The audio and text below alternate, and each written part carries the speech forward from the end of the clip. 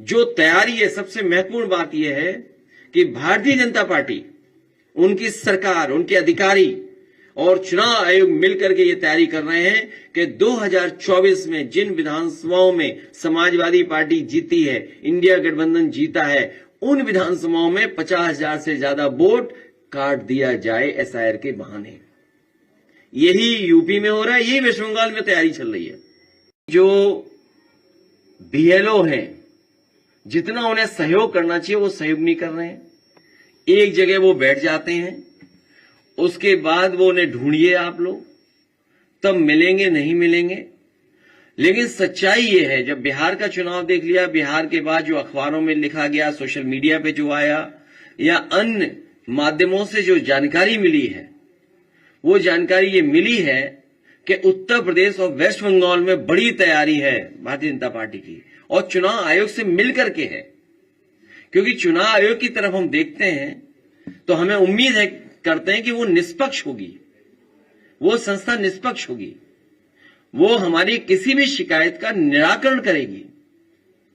लेकिन सुनने में आ रहा है कि 2024 की हार के बाद सबसे ज्यादा भारतीय जनता पार्टी और चुनाव आयोग फोकस कर रहा है वेस्ट बंगाल पर और उत्तर प्रदेश पर। इलेक्शन कमीशन ने कोई खास तैयारी नहीं की, और जहां बीएलओ को ट्रेनिंग मिलनी चाहिए थी, बीएलओ को ट्रेनिंग भी नहीं मिली, और फिर बीएलओ पे दबाव बनाया जा रहा है।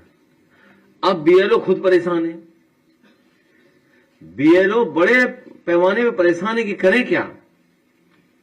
ट्रेनिंग नहीं होना उनका, पूरी तैयारी से नहीं काम करना, और उनपे अब क्योंकि दबाव बन गया है, दबाव बनाया जा रहा है, और जैसे जैसे टाइम कम बचेगा तो दबाव और बढ़ेगा।